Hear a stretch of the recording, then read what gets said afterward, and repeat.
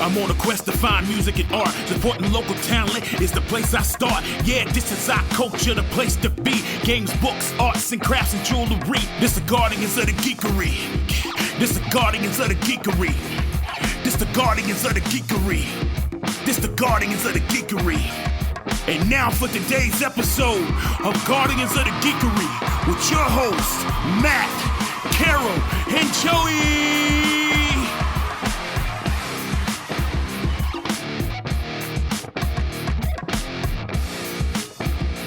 All right, everybody, we are back. It is the Guardians of the Geekery, and we have our special guest. We're highlighting the Guardians of the Geekery and the Geekery Market. We're not highlighting ourselves, we're highlighting the Geekery Market. See, this is why we need Matt here, but he is unfortunately away due to some technical difficulties, but we are going to be talking about the Geekery Market, which is coming up in like 80 days. So if you want to go around the world with 80 artisans, you need to come to the Geekery Market. It's going to be at Cabarrus Arena and Event Center, Saturday, November 15th from 10 a.m. to 4 p.m. 30,000 square feet of geeky awesome, including over 80 different handcrafted artisans, authors, and artists. But hey, we have a rare beast on the podcast today. Not that you're a beast, Jess, but we have a sponsor on. So we are so excited to have our sponsor, Luck Factory Games, on the podcast today. Welcome, welcome. How are you? Yeah, I'm doing good, thanks. I'm excited to be here. Yeah, so Luck Factory Games, you actually came and attended the Geekery Market last year as a attendee. Hang on one second, I apologize. Hello. Goodbye. Sorry. She is a mom.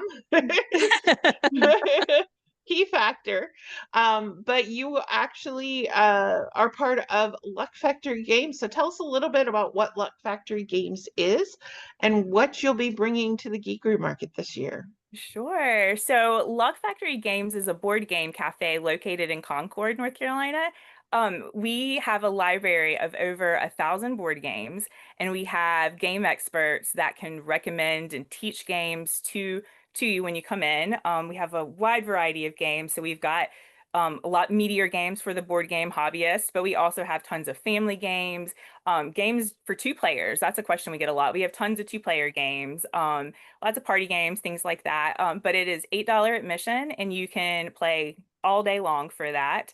And we have food and drink, beer and wine, craft beers on tap, snacks. And then we have a retail section as well where we sell our most popular games, and we sell some D&D supplies and like things like that, puzzles. We have tons of puzzles, that kind of thing. Oh, that's awesome. So, I'm big on puzzles. Well, and what a cool alternative to if you have a date night or a friend's night, rather than just going to the bar and watching sports ball or something like that. You can actually sit down and play games and have something to talk about rather than staring at each other and say, so what's your favorite color?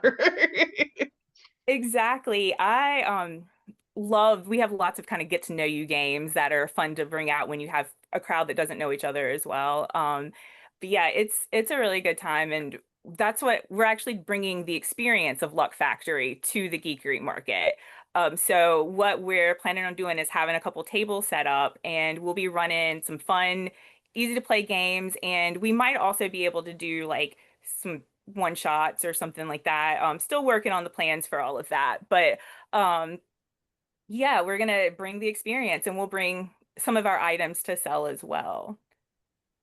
And what are some of the more popular games that you find people love to play while they're at Luck Factory Games? Sure, I actually brought some with me. So, all right, so yeah, I'll show you. Taco Cat Goat Cheese Pizza is one of our most popular games, one of the most recommended games. It is a fun version of, well, not version, but similar in vein to Slapjack, but it's got like some silly components in there, and it's really fun. You can do 2 to 8 players, so you can get a big group going on it, and it's a great time. So this one's popular. I'm sure we're going to bring this to the market. Another one that I really like that's a 2-player game is called Boop.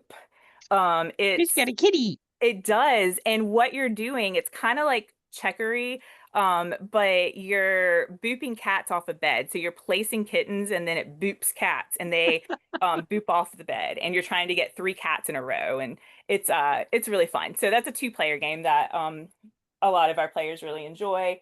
And then another one I brought that's we might be playing there is Just One. It's a word association game that everyone's working together to get one team member to guess a word. So it's those are some of our more popular games, but I did want to highlight this game. It's called Places Bid, and it is a bidding game, but it is a local designer. We love supporting our local game designers. And it's the pictures of it are actually local to like Concord, Kannapolis area as well. Ooh, That is awesome. that Yes. is really awesome. The artwork's beautiful. I know you're not gonna be able to see it all that well in here, but the older buildings in Concord and Kannapolis are gorgeous. And there may be some from other towns nearby as well. I just recognize the Concord and Kannapolis ones, but yes. So we would definitely be bringing this to sell and probably play as well. It's quick. It's like a 15-minute, 30-minute game, something like that. But yeah, very quick bidding game. It's super fun. So that's some of the games and stuff that we'll be bringing to play and sell. So I know you said that at Luck Factory Games, you have people that are like game masters that can sit and do that. Will they be there as well? So if somebody comes in and you're busy selling, you'll still have people that will help teach while they're going as well. Yes, absolutely. We will have our game experts there. We'll have probably somebody that's what they're doing and somebody doing the other stuff. So yeah, we for sure we didn't want to just come and sell games. We wanted to bring part of what we are because we're more than just a board game store. It's a whole experience to come into Luck Factory, and we wanted to bring that experience to the market. Yeah. And And so how long when have they go, you go ahead. Go ahead, no, Debbie. go right ahead. So in the actual cafe area, you said you had craft brewery. Do you pair with a brewer in Concord, or do you brew your own beer there? No, we don't brew our own beer. We pair with several different brewers. And yeah, we get our beer from them. But we Oh, have cool. quite a few, and they're local. Some of them are local, some of them are not. But yeah, most of them are local, I think. And the Geekery Market, this is not something we talk about a lot, but they do have beer and wine available. So you really could Yes. have the whole experience. Get your beer and wine at the concession stand, bring it over to Luck Factory Games, sit down and play a couple of games. And we love that about that. One of the things that we really strive to do with the Geekery Market is it's more than just a market. It's not a convention. You're not going in and you're not having panels. We don't have a cosplay contest, although cosplay is encouraged. But it's really about being able to support local artists, authors, and artisans, handcrafted stuff in the area just in time for the winter holidays.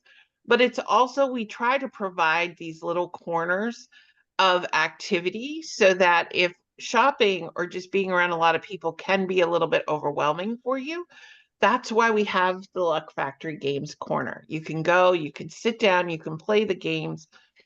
You can buy them if you want. And, certainly we encourage that, but we want you, like you said, to have that experience. But it also gives you a chance to sit down. If there's something you're like, should I buy this? Should I not buy that? Go play a game, clear your head, you know, put your bags down. Rejuvenate yourself a little bit, and then go Yeah, back to the shopping. then go back to the shopping.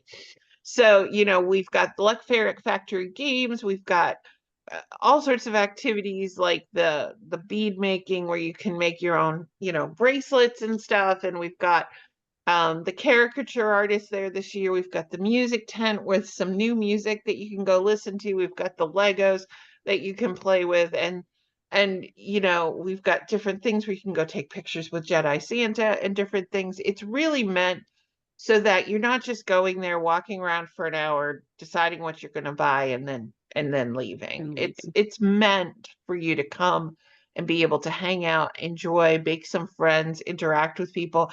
And listen, we're in Concord. Luck Factory Games is in Concord, so you're learning about a place that's really within that same neighborhood so that it's not that far of a jaunt for you when it's over.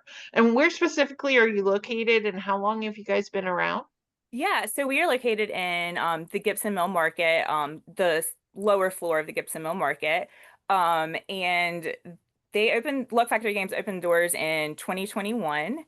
It came out of this desire to build community and build an inclusive gaming space and welcoming space for everyone.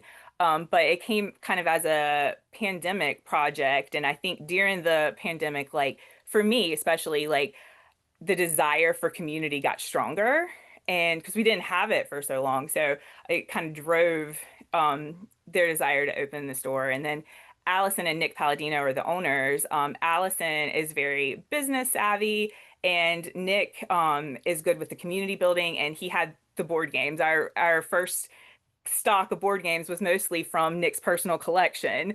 Um, and yeah, so we've been open almost 4 years. We'll celebrate our 4 year anniversary in September.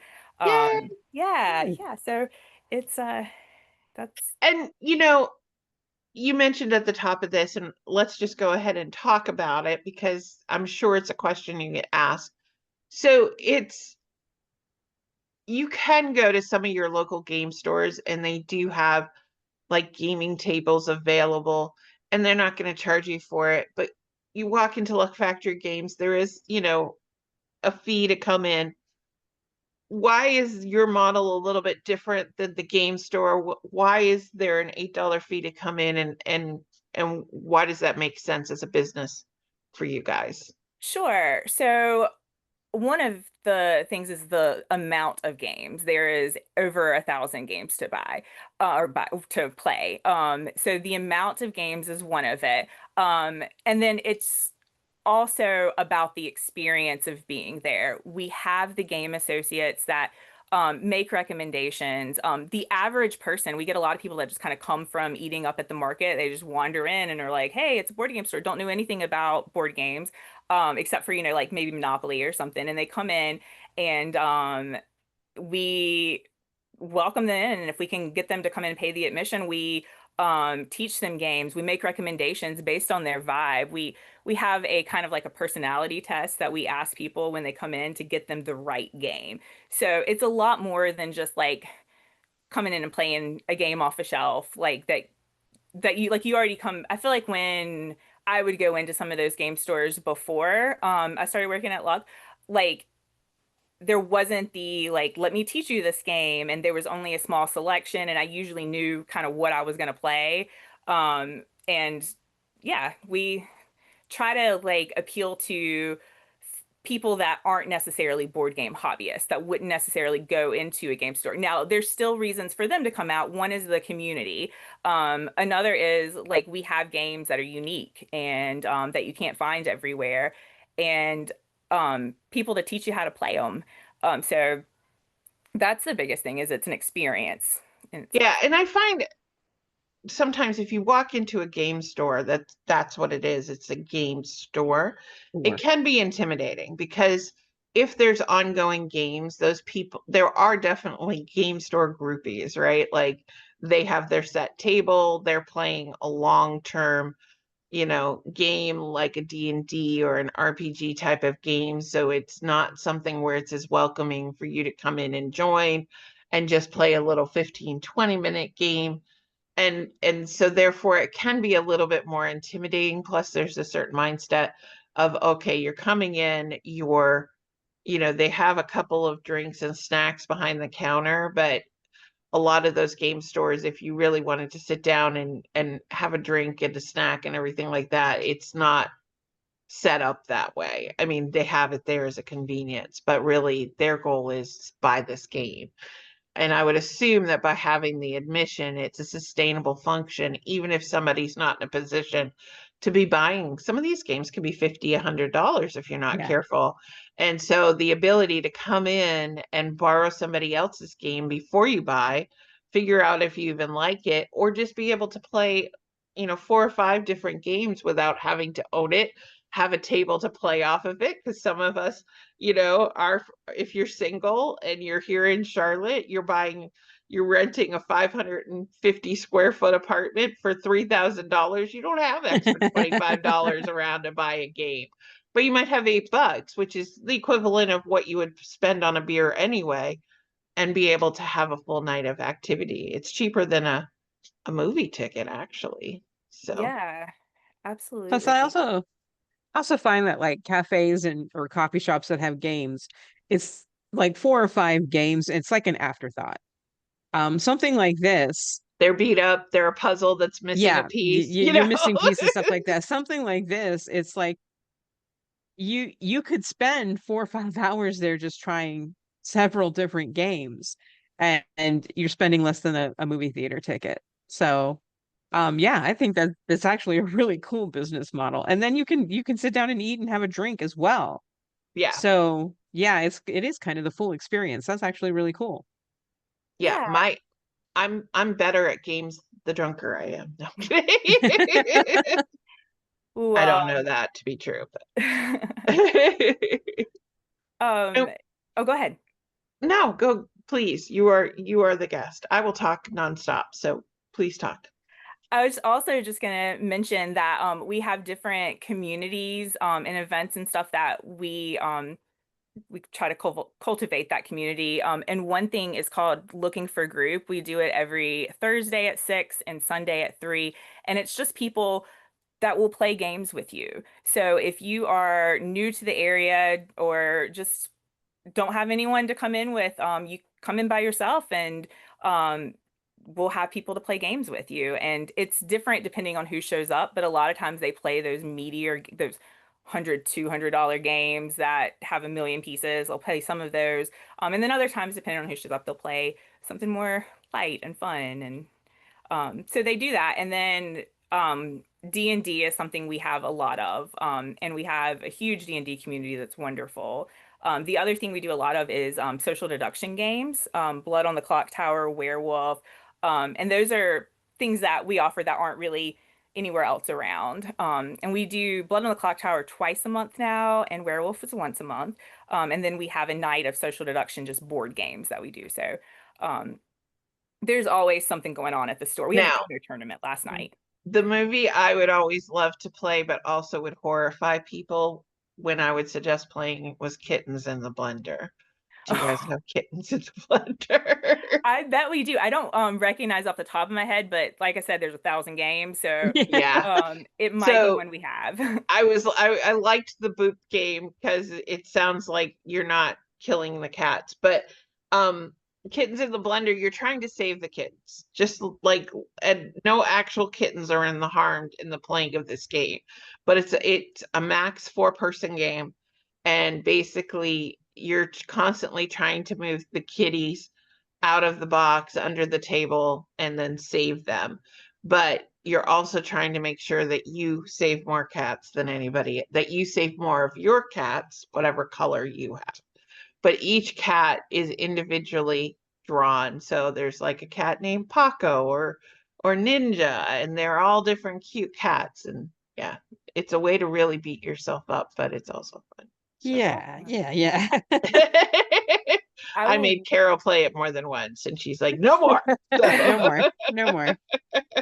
I have to go home to my cat. I know. It does say that a portion of the sales goes to local humane society, though, if that helps at all. So That's awesome. If we don't have it, we'll have to add it because we have a lot of there's a lot of cat games out there, and we have a lot of people that come in that are cat fans. So having yes, different games is fun. yeah. And then we also, but Carol and I used to go to some different gaming cons. Once upon a time, we played things like Red Dragon Inn, and then we Mm, played, which is a great game, but they keep yeah. adding more expansions, and I can't learn all the different nuances of them. Trying to keep up is a little tough, but it's fun because it's so much different. You know, a lot of people are like, "Oh, games," and they're expecting Monopoly and Sorry and Parcheesi and all that stuff, and it's actually funny because my nieces will now be like, they'll pull out Sorry, and I'm like, how do you play that game? Because I remember how to play Munchkin and Flux and all these other ones. So, um, yeah. And if you think Kittens in a Blender is bad, my sister-in-law will not play Flux because she does not like that the rules continually change which is literally the definition of the word flux. But she doesn't like that she could be about to win and one person in front of her could change the goal, and now she's not going to win anymore. So she didn't like that game. She was like, I don't like this one, but I love it. So it's like, can you keep that one thing in time for it to be your turn? So what's your favorite game, Jess? My favorite game, that's tough. I really like social deduction games, so Blood on the Clock Tower is a favorite. But as far as like board games are concerned, I have two that are probably, I can't decide between the two of them. One is Small World. It's an area control game, and that's the one that got me into board gaming. So, yeah, that one will always be a favorite. We played that one, remember, Carol, at the con? Yeah. Yeah. Oh, nice. And the other one is a series called Chronicles of Crime.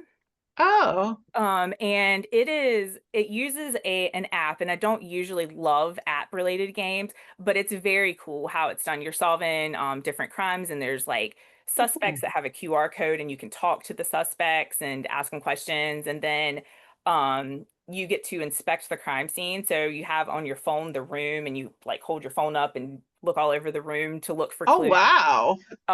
It's really fun. It's better played like with two people. I wouldn't play that one with a big group because there's a lot of decisions that have to be made. And anyways, yeah, I love it. They have you also have like a hacker you can call if you find a computer, and the hacker will hack the computer and give you information, and like a medical director and all those kinds of things like you would have in um if you were solving a crime. And they have different versions. So there's one that's set in 1400 France. So instead of having like a hacker and a medical examiner, it has like a dog that can sniff out. Like you can give the dog an item of clothing, and then that dog will give you information because they'll take you somewhere or whatever. So yeah, it's really cool, and I really love those games. We have several of them at Love Factory. That's So awesome. I love like Werewolf and Mafia, but have you ever played the one Avalon? Yes. And I have a friend, Greg, that was playing with, and part of it is that you're trying to figure out who the traitors in the group are. And I was trying to convince the group that I was not the traitor, and turned to my friend Greg and explained to him that I was not the traitor. And then when they did the blind vote, I was marked as the traitor because he was the traitor. And I never been so angsty about, believe me, why don't you believe me? And it made me a little more self-aware about who I was as a person, that I'm not just it's not just about people pleasing, but it's making sure that people know that they can trust me. And yeah, so I'm not good at that. I love them. I love watching them, and I love running them. I get a lot of I like being on the good team, but because when I'm on the evil team, I'm just like I'm gonna mess this whole game up. I worry that Yeah. I'm gonna do something to just like get caught the first day. And I have a friend that I play werewolf with, and we can no longer sit beside each other because the moment I see a werewolf card, like she says that my energy changes, and she just knows that I'm a werewolf. And like every time. And so I'm like, I'm not sitting near you anymore. We're doing this. So She's I'm like, not very good at being she's a evil. werewolf. Yeah. Yeah. Yeah, I'm probably a little, I like to think that I'm clever and deceptive, but I think I'm a little bit too upfront about myself in general. The only time was, so for about, what was it, 6 years, Carol? 6 or 7 years, every year for my birthday, I would throw a murder mystery party, some kind of murder mystery party. And one year, oh, I think it was the one that you didn't get to come to because you were at a car crash the night That's before. right. But one year I was actually the murderer. But because everybody was coming up and wishing me a happy birthday, I was able to distract them and just be like out of character. And so nobody figured out that I was the main murderer until later. Yeah, So, that's the one I missed. Nice. yeah. I was there for the next one though, where everyone thought I was the bad guy and kept killing me. No, it was that my husband, my now husband, Matt, it was his first one doing it. And he was he was a trapper. So he had gone to the dollar store and bought all these Dollar Tree stuffed animals, and he had taken all the stuffing out of them and made them pelts all hanging down off of his belt. And he had the crazy like Davy Crockett hat, the fur cap, and Daniel Boone or whatever and everything. And so Carol was just, it was one of these more complex when you try to get groups of 20. There's some amazing people that write these games that you can order them Very online. intensive. The box ones, you maybe can have up to 8 to 12 people comfortably. But every year I'd end up with like 20 or 30 people. So it was like, okay, we got to get this bigger version. So there'd be like, people would have objectives along with trying to figure out who the murderer was. And you were trying to just convince people to let the railroad come through, right? And trying to keep No, I was trying to stop the railroad and give the natives back their land. Yes. But every time we turned around, somebody was shooting her and putting her in the cemetery, and she'd have to wait 2 turns until she could come back alive again, and then somebody would shoot her again. And 3 times it was my now husband. So he was like, look, I'm going to shoot Carol. I'm like, why? He's like, because I can. So I'm like, oh gosh. Okay. Poor Carol. I was like, the pictures afterwards, I'm like, look, here's one picture of Carol not in the cemetery, because it was like the rest of them, I'm just all in this little corner, which was fine with me. I don't do pictures very well, so. No, that's so where can we find you online? Yes. And tell us again in person where we can find you. Sure. Well, in person, we are located in Gibson Mill Market in Concord. And online, you can find us at luckfactorygames.com. Instagram tag is just Luck Factory Games, and Facebook is Luck Factory Games. So, well, we're so excited to have you, yes. And we're so thankful for you guys being a sponsor this year. Look for more details about the games and one-offs and stuff that may be happening during that time. I'm sure we'll have some prizes to give away. We have more information about raffles and prizes coming up soon. And check that out. But Jess, thank you so much for being on today. Thank you for having me. Yeah, and don't forget to check her out at the Geekery Market Saturday, November 15th. We'll see you there. Bye. Your child can come in now. That was an episode of Guardians of the Geekery. Thank you for listening. Check us out at guardiansofthegeekery.com and stay tuned for more content.